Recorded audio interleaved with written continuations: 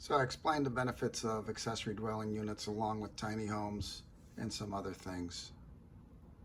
A lot of work in this project, so I appreciate the additional time. And for the record, But Glenn, yes. that being said, you're going to need to talk to the board, and it is one of our own committees, so Right. that's a question there too. Okay, so but, you know. but for the record, I did hand in New Pierce Community with 22 signatures. Okay. I also handed in the Federation with the half a dozen signatures that I represent those two boards as well. Okay, For well, the each one, we need a letter. They're Yeah. there. They're in there. Please, take your 10 Madam minutes. Chair, he did submit those items, but I'm not allowed to say, oh, he submitted us so he can get 10 minutes. It's up to the board. It's up to you as the chair to do You that. need to give that to the person when you're filling out the card to speak, please. So please, go He hasn't ahead. started yet. Okay. Okay, so go to the next page. I'm being nice. So there's the letter. Go to the next page. So ADUs, we all know how ARP feels about it. This is a home run for our community. I'm so thankful that we're finally at this point. And all the concerns that I believe we've addressed. I just want to reiterate two things. The city of Bradenton has had it on the books for 10 years. No problems. The second big thing is owner occupied. We're not giving these to investors. You have to live in one of the units.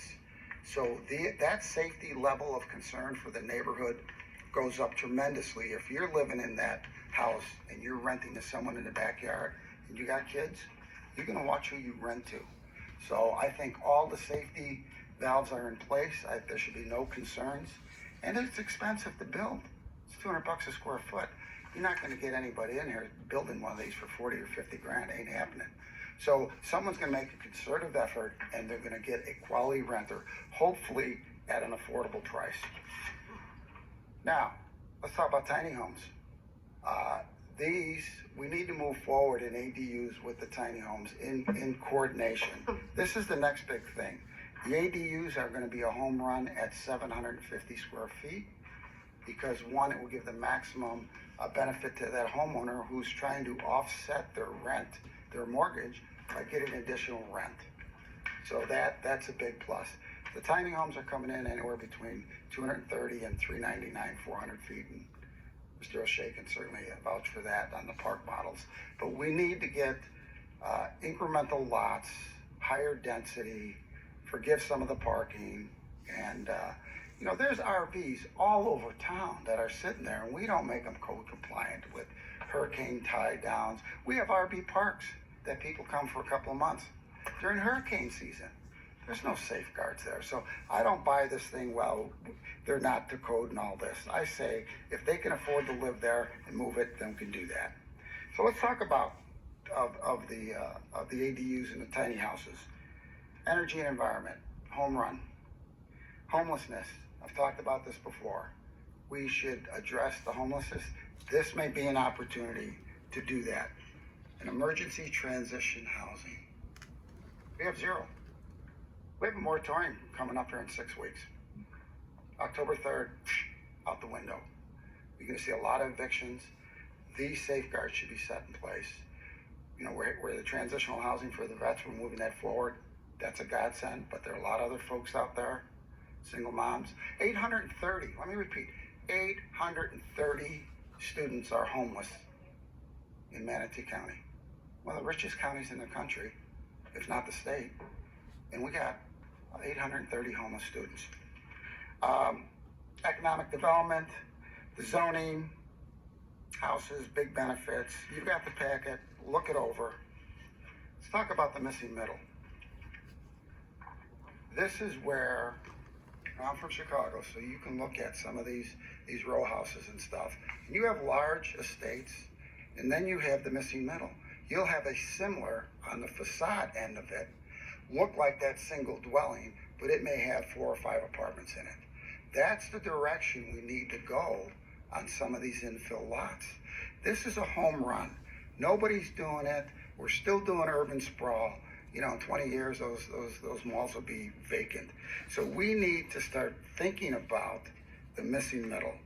And everybody benefits. Again, more affordable housing to smaller incremental lots. Here's a couple of examples. You've got multiple units next to a large Victorian house. You go down that street, you can't tell the difference, but you're providing more affordable housing units. And at the end of the day, that's where we want to be. The duplex, same way. You know, from the street, you got two doors next door, similar roof lines, similar height. You cannot tell the difference. You know, in Oregon, they just passed it. Anybody can put a duplex on any residential lot to ease some of the housing. But we can do it professionally, aesthetically, enhancing the neighborhood as well. And the mixed use, the one on the bottom, that's a home run. I would love to see that. Even in areas that are off the main drag. You go to these larger communities, you go in a block or two, you'll find a bar or a little candy store, you know, and people living upstairs. That's how they make their living. We need to start, and that's going to be part of the zoning and mindset that this board should take a look at. Form-based code, home run. City of Bradenton has it.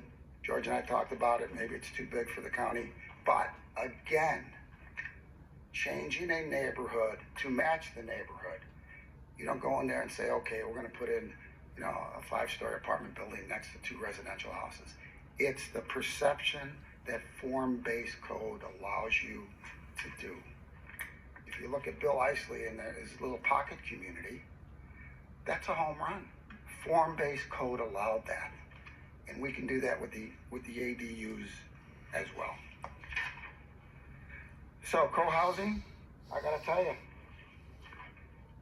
I lived in co-housing. It's wonderful, absolutely wonderful. We need to be moving in this direction and changing some of the codes. Pocket neighborhoods, big fan. I'm a big fan. I'll tell you why. Most of you folks up there can probably count on one hand your best friends. How nice would that be to have your best friends live in 1 square block with you? That's what pocket communities do. That's for sure. That's what co-housing does. So we need to start looking in that direction. More community with spaces we already have. In conclusion, it will take a collaborative effort by our county staff, community, and others to move forward to these alternative way of living. I believe our community is ready for it, and we embrace it with open arms. Several demonstration projects should be considered and applied. In the coming months, our board will bring forth recommendations within this presentation and other ideas as well. The doors will be open for those bold enough to knock, and I'm knocking. And I thank you for your time. A little Bible quote here I'm very, very familiar with and I like. Let us not grow weary of doing good, for the due season we will reap if we do not give up. Galatians. So that's my presentation. Thank you for the additional time. I only used 6.5 minutes, 7 minutes, 7.5 minutes. And long time, Carol, long time coming. So thank you so much. There's my 2 cents. And I'll hand that in for the record. Thank you so much. Ken Piper and